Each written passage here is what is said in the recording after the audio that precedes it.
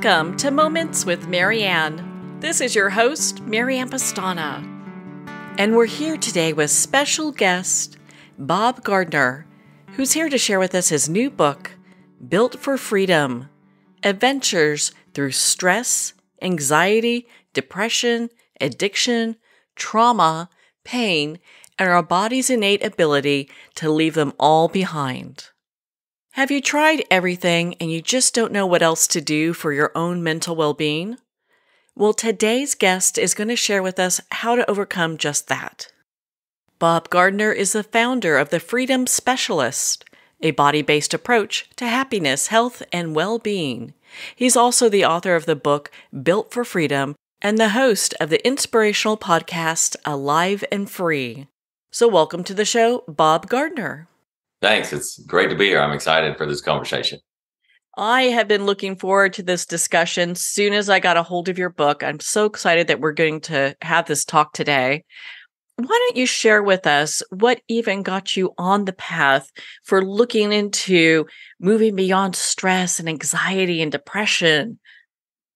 Yeah, sure. I was, as a young kid, my father was in the military. We moved around a lot. So I didn't have really a traumatic childhood, but there was a lot of worrying about fitting in and making sure that I was maybe not the most popular kid on the planet, but at least not one of the outcasts, trying to make new friends.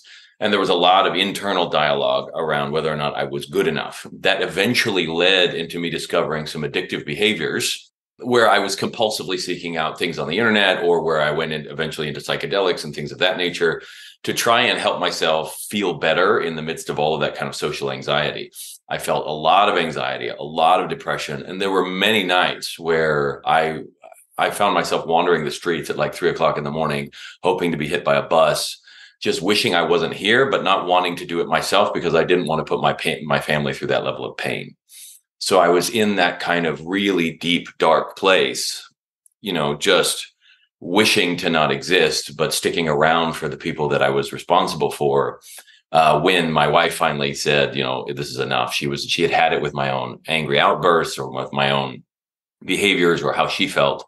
And so now I was feeling that way, and my family was going to leave, and there was going to be no more, hey, dad walks in the door and the kids go, hey, daddy. And there was going to be no more, laughter and shared jokes and things like that. So in that moment, there was this deep need to figure something out and to fix it. And I had been trying for years. This was 18 years of my life really on this roller coaster up and down. And I had some great moments in the middle of it. Don't get me wrong, but it was a lot of struggle.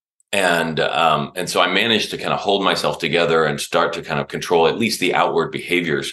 But the inside really was the struggle. It was the constant self-talk, or the battles, or the worries about money or stress, and the worries about being good enough, and the worries about all of the other stuff that was going on, that every time my wife would leave home for something, or every time I had a moment, there was just this torrent of, for lack of a better word, just hatred for life and for myself. And so one day she left home to go pick up the kids from school or something. And I was working at night. I was running a Kung Fu school.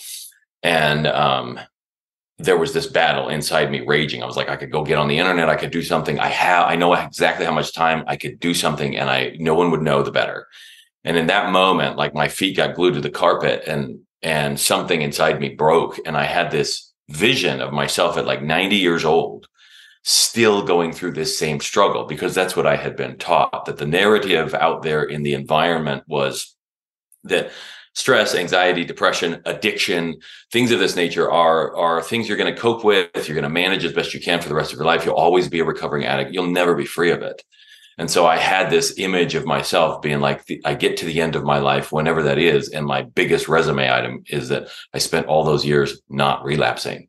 And that just broke something inside me, because that's not how I wanted. I felt like there was so much potential inside of me to go do some incredible things in the world. And I wanted to focus my life there instead of having an unpaid career in therapy and healing myself and doing the work and looking into the dark side and processing childhood stuff.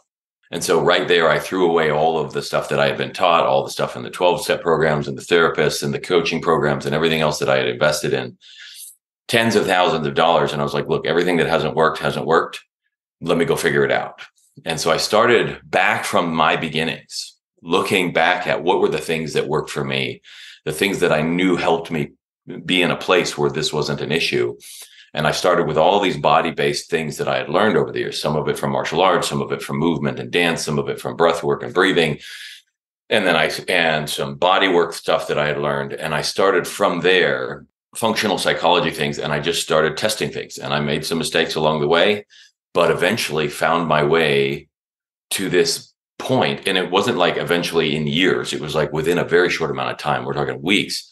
I had found a way to like no longer be plagued by the haunting urges to go act out, as the phrase goes with addicts, no longer be plagued by this negative self-talk that was always on top of me, and like recognizing that life could be a beautiful thing. That has grown since then. But I figured this out and I was like, sweet, I'm done. I am ready to move on. And it wasn't until about 4 years later that I had somebody approach me and tell me, look, Bob, like there are millions of people struggling with the things that you struggled with. And if you've literally found a way to be free of it, not to be coping with it or managing it or setting up all kinds of boundaries and filters and programs and all these other things, but if you've literally found a way to be free of it, then nobody knows how to handle this stuff. You need to go out and help them.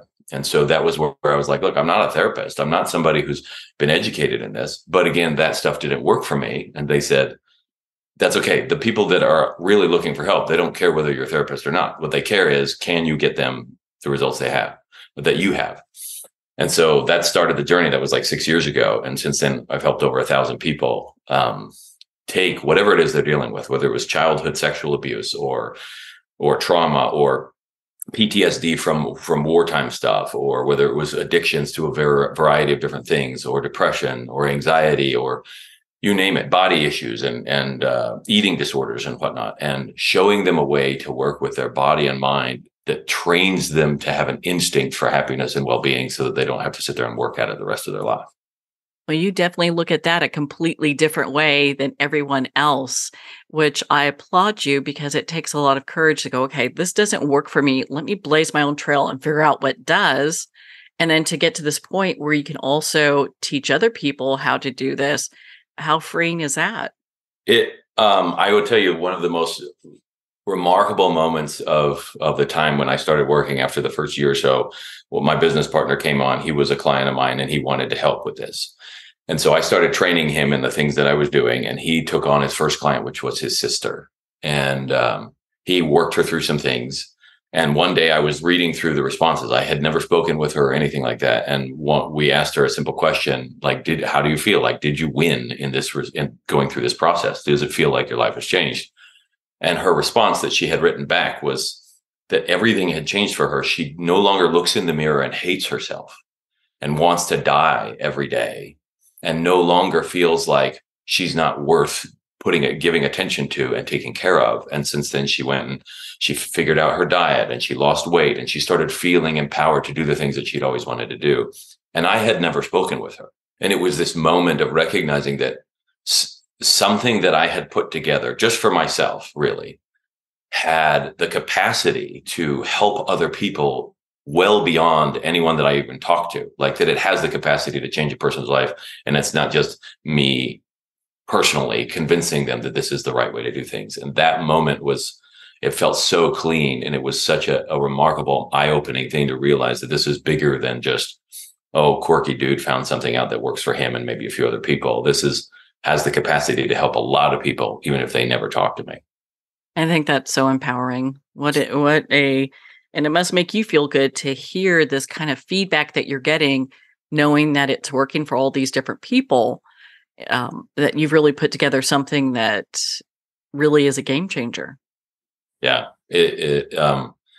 I look at what I'm doing and I go, I may not have the skills to change the ecology of the planet and work in making that a better place. And I may not have the economic skills to deal with the economy. And I may not have the political savvy to handle, international kind of affairs. But what I can do is teach people at one by one, like at a personal level, how to handle all the discomfort that they've lived with and been taught.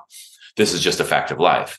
the human condition is such that we're always this way, and to give them the keys to recognize that no, humans do experience those things, but that's only if they act a certain way, and that you can live in a totally different way. And when you do that, then domestic violence goes down and crime goes down and relationship issues start to disappear.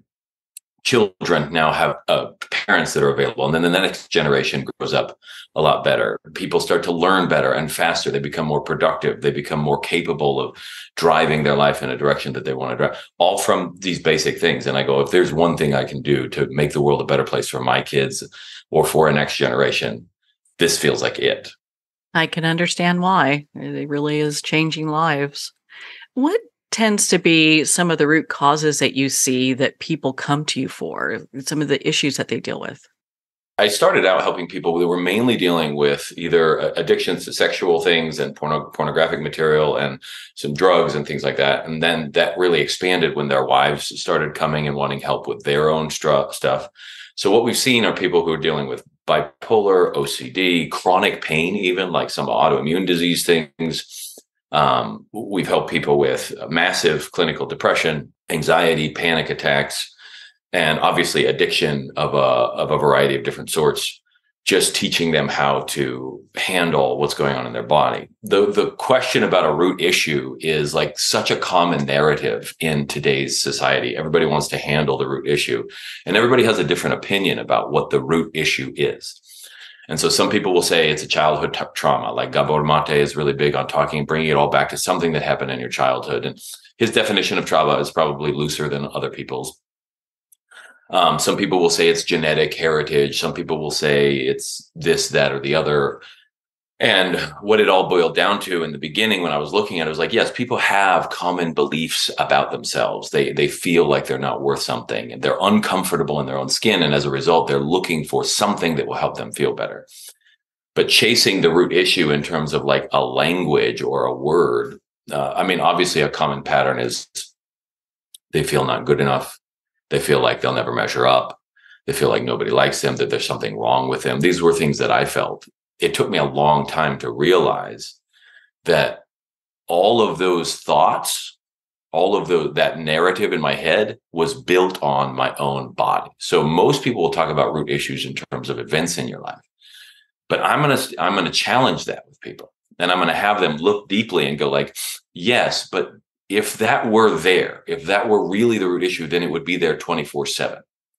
But the reality is, our experience of life changes. Even in my darkest moments, I still had a break. Like I still went to the bathroom and found relief. I still had a yummy meal. I still laughed at a joke on YouTube, and all of the problem disappeared in that moment. So I had to start questioning, is it really that I believe those things? Or is there something else going on that then brings up that belief? And as I started looking at it, I recognized that the brain is not in touch with the outside world. This is not rocket science. I'm sure maybe it took me longer to realize that than most people. But instead, what it's doing is it's gathering information about the outside world from the only tools it has, which is the body. So if my body is ill at ease, then it doesn't matter what's going on in the outside environment. It's all that information is going to be filtered through discomfort and dis-ease. And so my brain, in order to make an experience of that, is going to create an experience that is tinged and tainted and marinated in dis-ease. But when my body is in a state of bliss or joy or ecstasy or ease or relaxation, and then something happens on the outside, all of that something gets filtered through this lens of joy and wonder and happiness and excitement, and it doesn't create the same kind of experience. So I started going back to the body and suggesting to people that, yes, what you think is important. Your thought processes are really incredible ways of assessing and looking at what's going on the inside, but they are byproducts of the state of your body. And if you can train your body to have an instinct of joy and happiness, like something happens on the outside, and if your instinctive reaction is to laugh instead of to complain, suddenly the kind of experience you have in life is very different. And so that's where I focused my effort for myself, was like, because I don't want to have to maintain freedom. I want it to be who I am. At first it was a skill, and then it just became a muscle memory. And so I focused on how can I train my body to handle all kinds of threats, all kinds of anxiety, all kinds of stressors, all kinds of triggers, all kinds of like weird eye rolls that my wife might do in my direction, or the way my kids are yelling, or some financial struggle. How can I train my body to take that information and respond to it from a place of relaxation and clarity of perception so that I am at my best and not pulling myself down to hell in order to operate. I didn't want to be motivated by pain anymore. I wanted to be motivated just by this is what needs to be done, and I can be happy no matter what. So when I'm talking about a root issue with people, that's really where I go. Is I look at them and I go, yes, your history is important in as much as it helps us move the dial. But what's more important is your body. And when your body starts to feel wonderful, it doesn't matter what your history is. You are literally free from it in that moment. You don't have to talk through it. You don't have to process it. Don't have to go digging in and trying to find who's at fault and who to blame and what kind of boundaries to set and all that other stuff. All that stuff goes away. And you don't have to have half of the conversations or even more of those that most people say that you have to do, because all of a sudden you've let it go from your system. And that's really all that matters. Wow, that's so powerful coming from that vantage point. How does that work with someone that's in constant pain and maybe they can't seem to get to a place where they can move beyond just their body not feeling too hot? It's a great question. I stumbled into the world of helping people with chronic pain and just by accident. So in the book, in a couple of the chapters, there's a lady named Amber, and her story's in there in great detail. But she had been diagnosed with like Lyme's disease, Hashimoto's, Epstein-Barr, like 30 other comorbidities. And in the middle of all of that, there was so much pain among all the other things she'd been doing, like 2 months in a Mexican hospital, getting like daily infusions and doing all of the things that the US hadn't approved yet. So she had to go out of the country and trying all the alternative route and the traditional route and everything. And she was in so much pain that she ended up getting on some opioids, and that became like her go-to. The doctors sort of like told her, like, this is going to help you. She was leery about it at first because she didn't want to become an opioid addict, but they were like, look, if you could just have moments where like this, you didn't have pain, what would that be like? And so she sort of bought into it, and it did take the edge off. It never took the pain away completely, but it gave her the ability to function. And she became more and more dependent on it to where she ended up with like a 6-year opioid addiction, to where she would, go meet strangers in a parking lot at 3 a.m. and pay for extra with her kids in the car just because she felt like she needed it and couldn't survive. And they were giving her max dosage of all kinds of different things. And at one point, her husband like realizes this, and he's challenging her like, this is a problem. And so she realizes it's a problem too. And so she just kind of stops on her own. Pure willpower. In the process of that, though, she sort of accepts that she is going to be in searing pain, what she describes as razor blades going up and down her bones on the inside of her body all day long, where sometimes she had to crawl across the floor because she couldn't bear to walk, the amount of sensitivity in her body. So she's in that state. And I met her at some kind of business mastermind kind of event. She was out on the porch, just kind of by herself, and she seemed a little forlorn. And I went to talk to her, and she was having a hard time. She was there focusing on her business, and she was trying to like keep the other stuff in the back of her mind. But she started talking about, some of the struggles she was having in her life. And this frequently happens. People come to me for one reason, and they suddenly realize that all of the things they're struggling with are interconnected. So I start to see this thing build up inside of her system. And I see, this is lots of training where I've been looking at this, but I start to see and feel that there's this tension that's building up in the middle of her back. And so I just ask her, like, can I just do something real quick? So I have her breathe in, I have her breathe out. I give her a thump on the back, just kind of with the cup of my palm here, or like the cup of my fist here.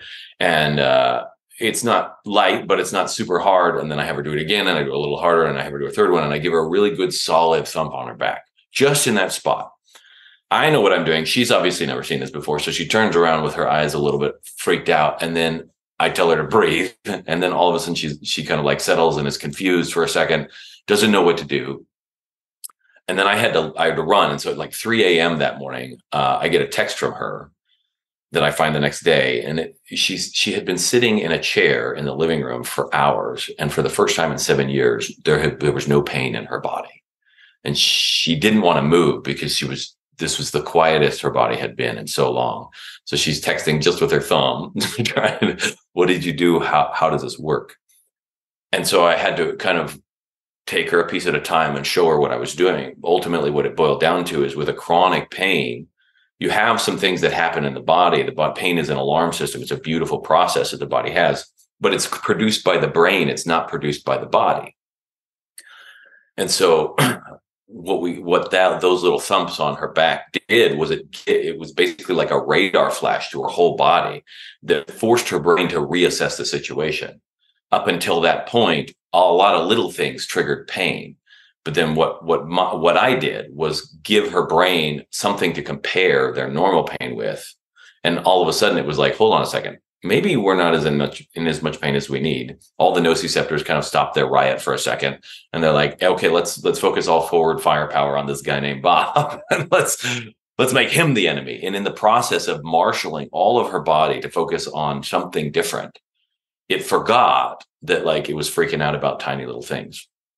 And suddenly this new context of physiological sensation reset her brain to where it stopped having pain. And so even though she did have some swelling from time to time, and, a few things have happened since then over the years, the pain has never come back. And she has been fine since then. This was like 4 or 5 years ago.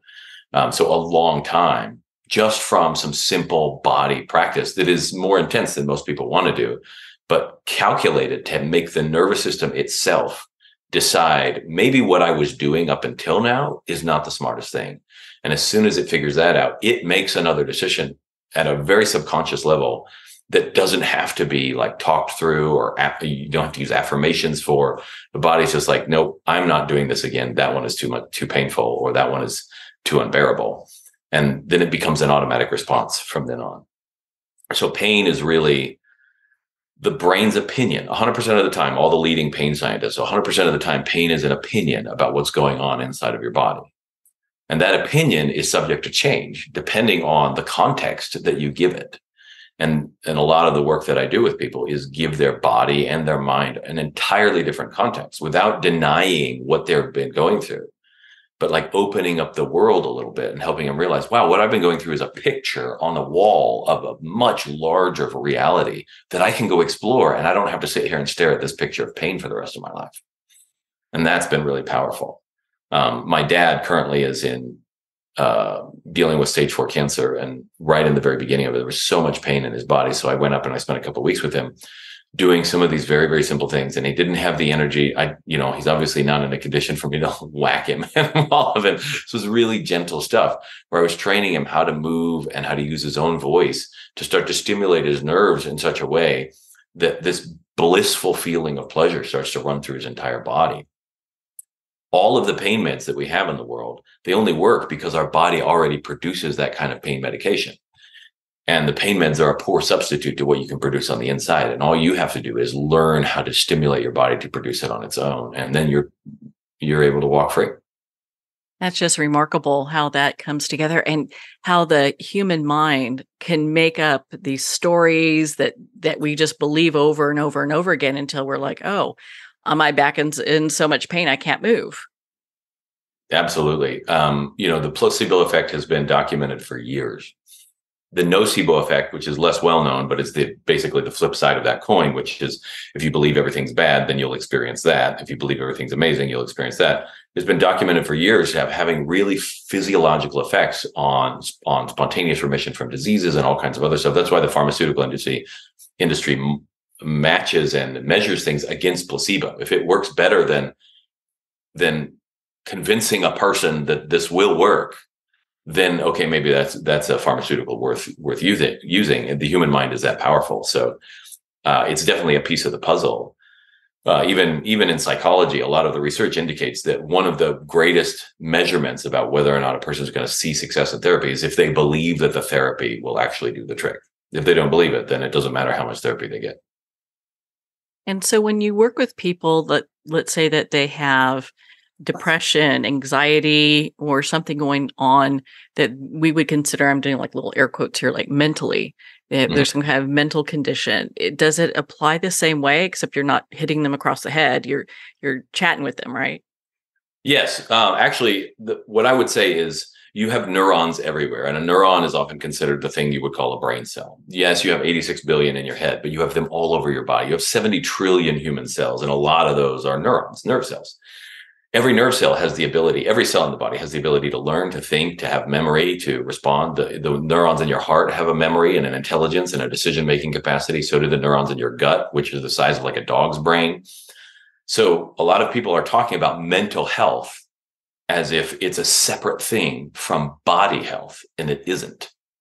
This is why a lot of diet stuff is coming out around like the relationship between your gut microbiome and your brain. But that's just one piece of the puzzle. The more at ease your body is, the more at ease your mind will be. Over and over and over again, this has been borne out in all the stuff. So people come to me for depression and anxiety and stuff. A lot of the stuff we do is I have some online stuff that they're doing and some, yes, we're talking to them through some of the kind of core issues in their life that their mind is kind of running loops around. But we have them come in for these retreats, and I'm taking them through physical experiences. I'm helping them see the link between, wow, when I feel depressed, this is what my body does. And not my whole body is not even depressed.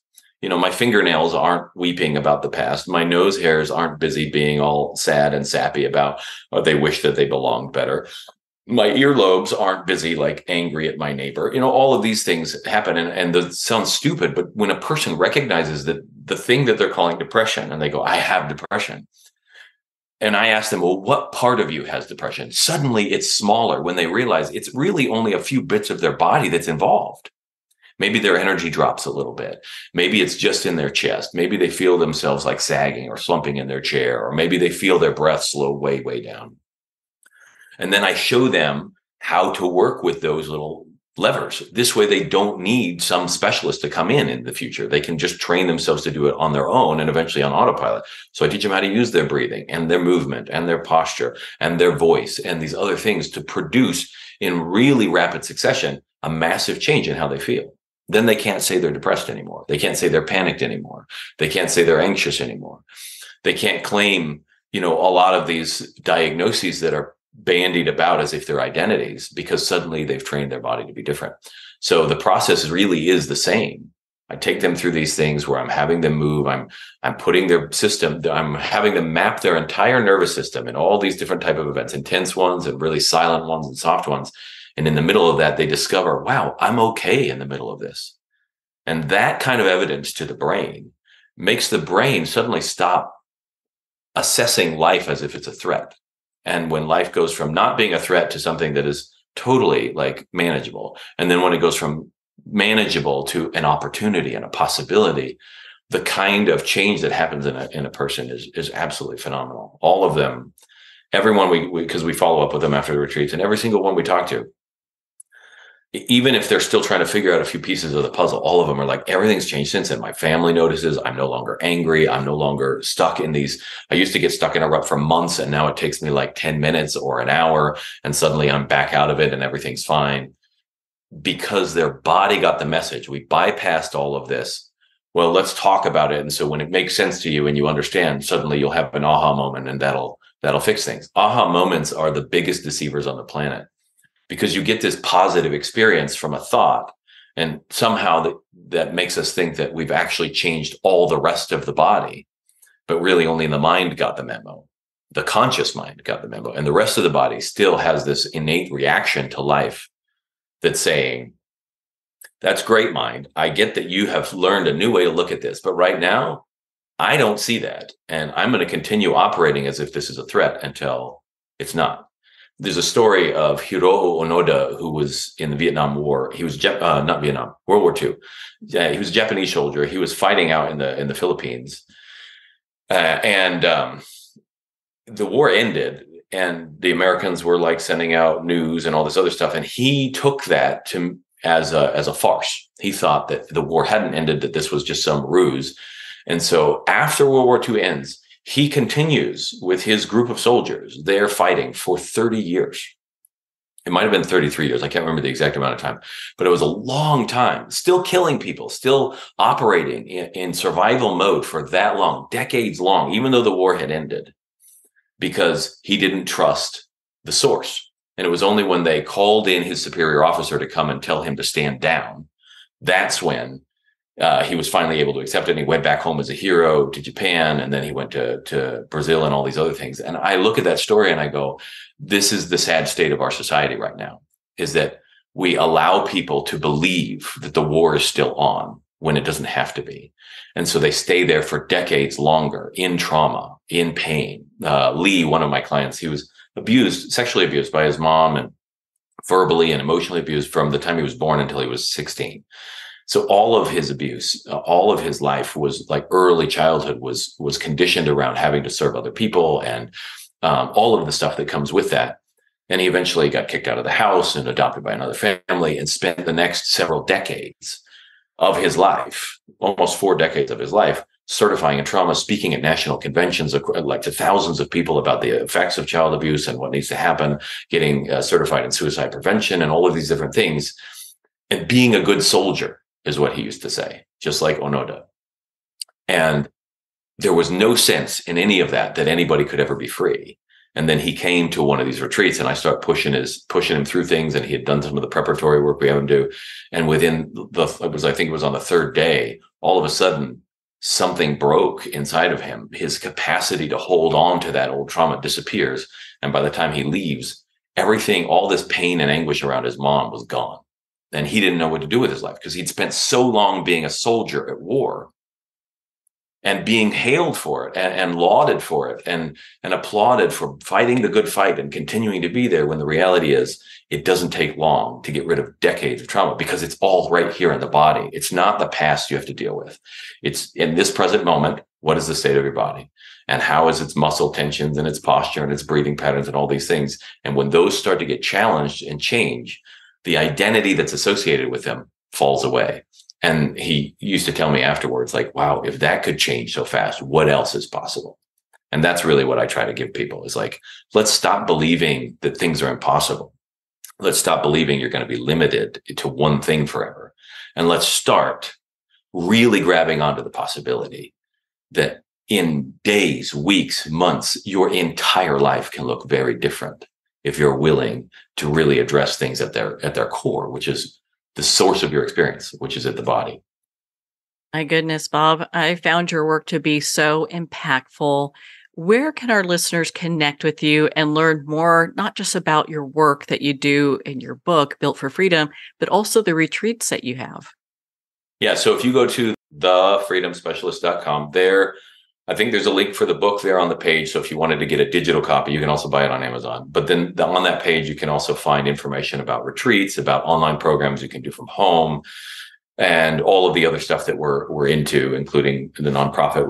We've started to try and raise funds for the people that don't have the ability to pay for themselves and get the help that they need. Really, it's a place for whether you're struggling or whether someone else you know of is struggling. It's a place that's meant to be a resource. There's even a link there to my podcast where we have several hundred episodes covering all kinds of different things, just as a free resource for the people that need a place to start. Well, Bob, thank you so much for taking the time to be on the show with us here today. It was my pleasure, Marianne. Thank you so much for hosting it. And to everybody who listened, also, thank you for taking the time. You deserve it for sure. Well, thank you, Bob. It's been such an honor to spend this time with you and to talk about your work at the Freedom Specialist. If you'd like to visit Bob at his website, again, that website is thefreedomspecialist.com for more information on his work and also his book, Built for Freedom. On that note, we're going to pause here for a quick break, and we'll be right back after these messages from our sponsors.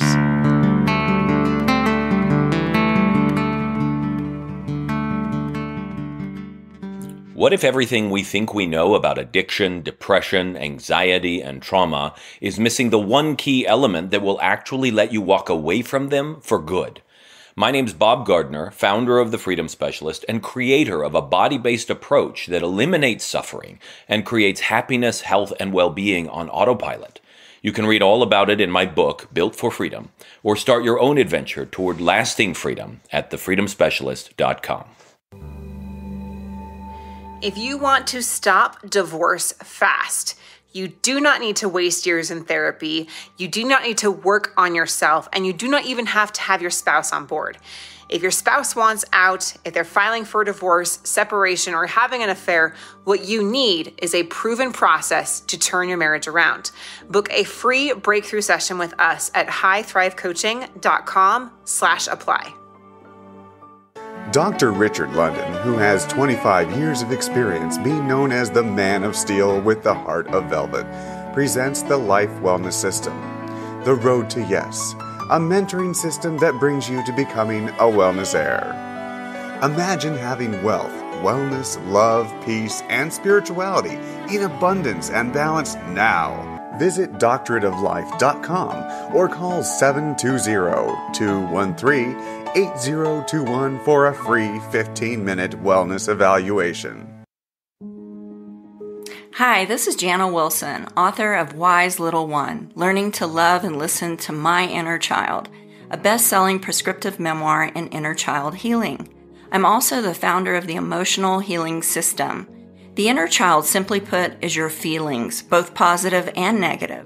If you'd like to learn to love and listen to your wise little one, pick up my book at Amazon or visit my website at janawilson.com. It's never too late to have a happy childhood.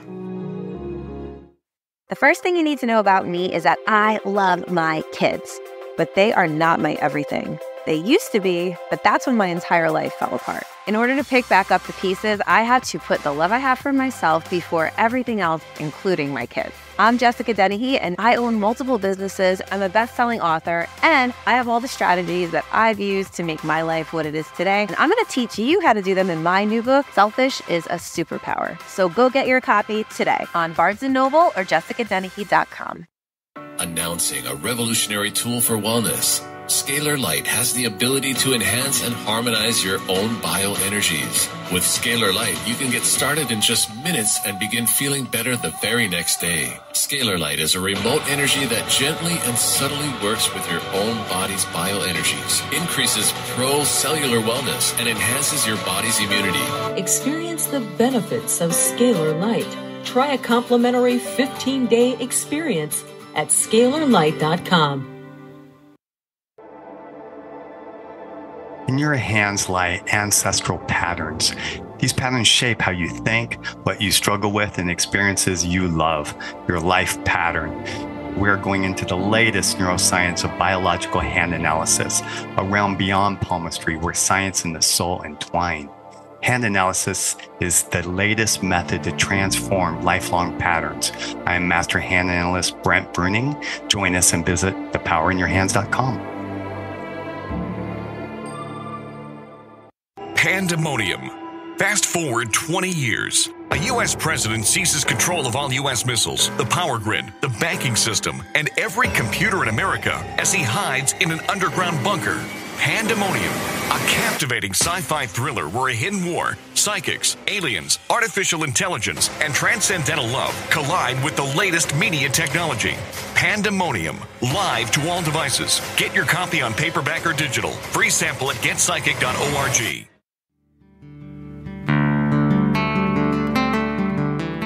I'd like to thank Jason Eastwood at Guitarfulness for sharing his inspiring music and talent with us.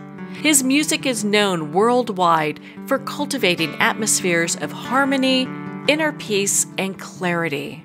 Visit Jason's website at guitarfulness.com. Join his newsletter, be part of his community, and download his music.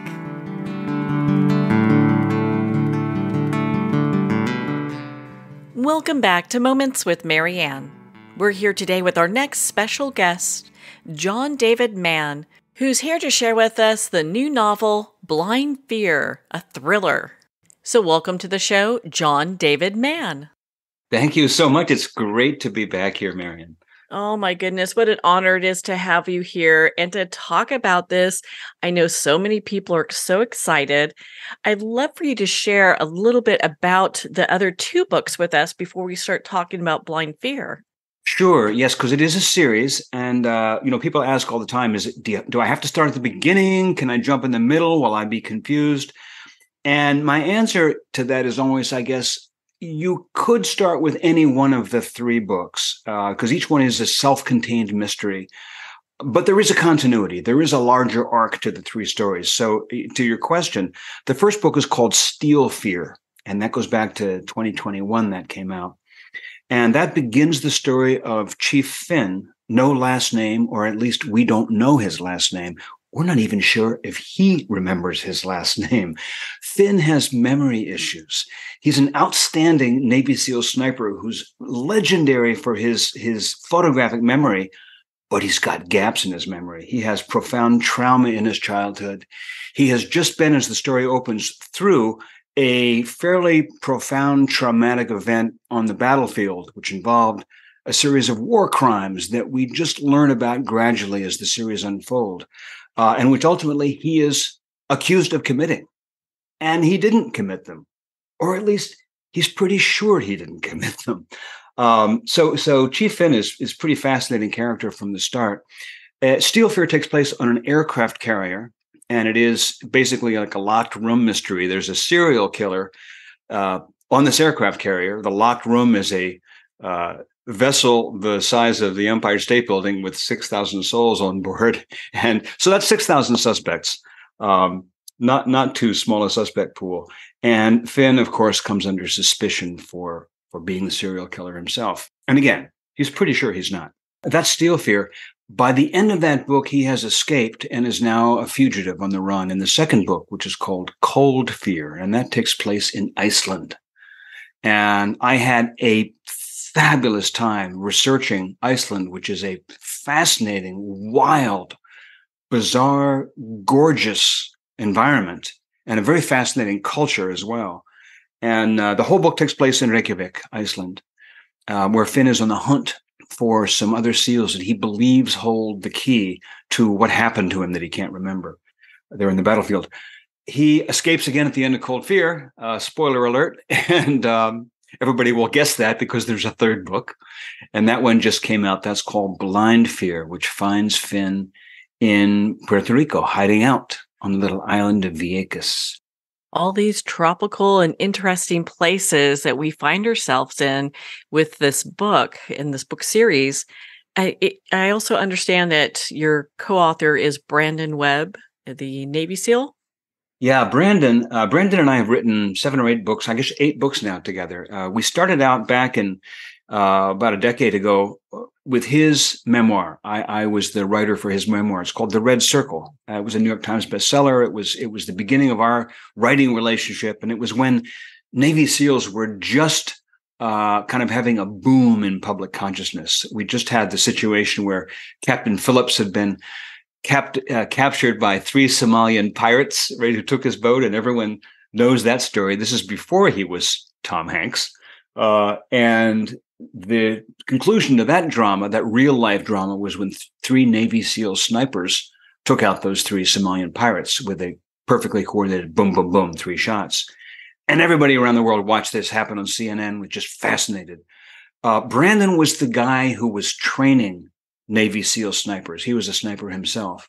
By 2009, when that event happened, he was retired, and he and I were writing, and that's when we wrote his memoir. So yeah, working with Brandon is fun because he's, just an email or a phone call away from me. I can tap him anytime when I want to get the facts, the authenticity of the naval experience, the sniper experience, the SEAL experience. I get to live that life vicariously. I almost feel like I've been a Navy SEAL myself. I have not, for clarity's sake, but it is fun writing with Brandon. And you mentioned the 3 environments, Marianne. It's one of the things that we did when we started writing this series. It's the first fiction I've ever done. We decided that each book we wanted to take the reader on a tour, on an adventure, on an excursion, really, to some completely alien, foreign, unknown, fascinating environment. And so for most people, an aircraft carrier is an alien world. It's like being in a hobbitshire, but it's this huge hobbitshire, a labyrinth of steel tunnels and wires overhead and steep ladders and 6,000 people climbing around this ant farm for 6 months at a time. Book 2 is Iceland, which, as I said, is fascinating. And book 3, we're in Puerto Rico, which is so close and it's so familiar, and yet there's so much about it we don't know. And I really had a fabulous time learning about the sort of the political history, the social history, the dilemma, sort of the national wound, if you will, of Puerto Rico, as well as the gorgeous environment. Puerto Rico is threaded all through the center of the island, this horizontal island, by a tropical rainforest. It's the only tropical rainforest on U.S. soil, and it is U.S. soil. Puerto Rico is, for all practical purposes, you might consider it a 51st state, although it clearly is not a state. But it is, you travel from Miami to San Juan, you don't need a passport because you're just like going from Miami to Houston. So interesting how this book was written. When you and Brandon are working together to develop a new book, what does that look like? Yeah, it's kind of a 3-part process. And the first part is we brainstorm. We come up with a basic premise, like a setup for the story. Where are we going? What's the basic setup? There's typically, because all 3 of them are mysteries, they're thrillers and they're mysteries, we kind of work out what the reveal is at the end. We do kind of know the end from the beginning. So we have the big picture of the story. And a lot of that comes from Brandon, because there's something in his military history or in his decade as a military journalist now. He's a civilian, but he runs a media company that is owned and run by veterans. And it's all military news, world events, world affairs, and international politics and so forth. So we draw something from his experience as a kind of a plot point, and we build some characters around that. And then part 2 is I go to my room and I'm off and running. And I pretty much write the book at that point. It's kind of my job is to write. And as I said, whenever I need to give him a call or shoot an email and say, how would this work? Or what does that look like? Or if I took this little boat across the 10 miles of ocean in a hurricane, aside from being insane, what would that be like? And, he'll get back and tell me. He'll fill in the details so I can then write it. And then part 3, when it's all done, we sit back and look at what we got and, adjust as needed to get it ready for publication. Now, I know Blind Fear has been out for a little while. Is there any follow-up for this book, or is that the end of this series? It's not the end of the series. Although, again, as I said, you could almost end the series anywhere at the end of any book, because each one kind of has its conclusion. So if Brandon and I both suddenly got hit by an international bus, you'd still feel complete with these 3. But yeah, we have number 4 is in process. I can only say that the island of Malta may be involved, and there may be some experiences in a very deep, dark dungeon, as well as some extensive underwater experiences, which we really haven't done yet, which is crazy because that's what SEALs were born for. But that's a ways off. So we don't have a title yet. We don't know, we don't have a date yet.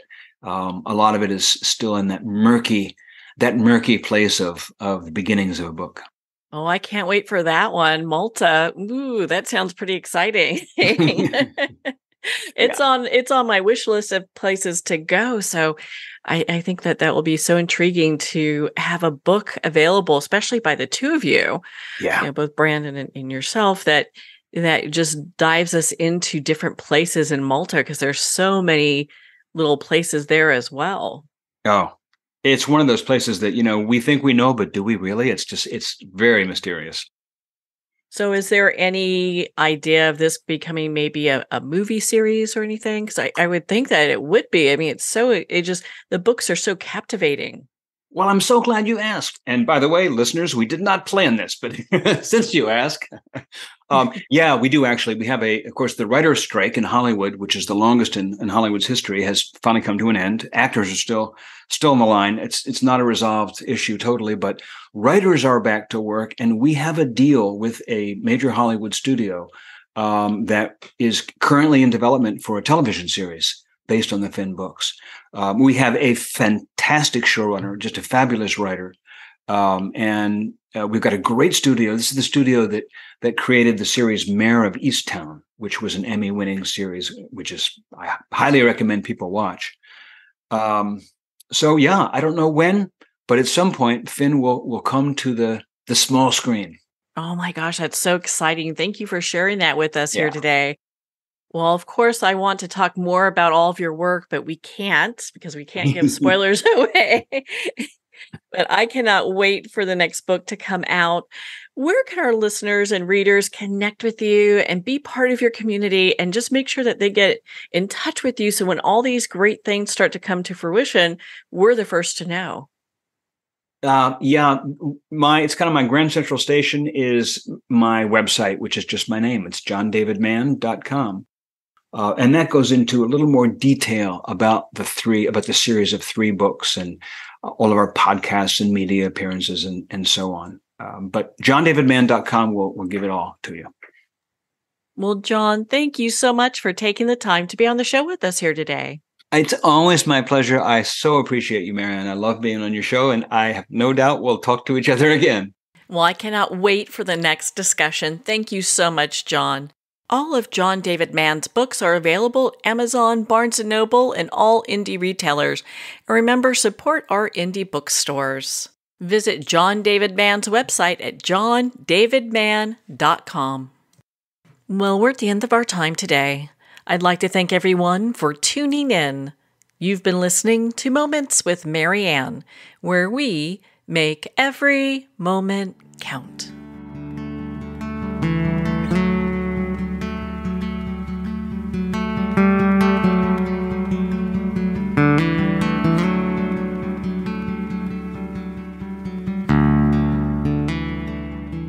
In a single moment, your life can change. Moments with Marianne is a transformative hour that covers an endless array of topics with the best of the best. Her guests are leaders in their fields, ranging from inspirational authors, top industry leaders, and business and spiritual entrepreneurs. Each guest is gifted and a true visionary. A recognized leader in her own work, and while teaching others to develop, refocus, and grow, Marianne will bring the best guest and sometimes a special surprise. Don't miss this. You never know just which moment will change your life forever. Make sure to tune in and visit momentswithmarianne.com for more information.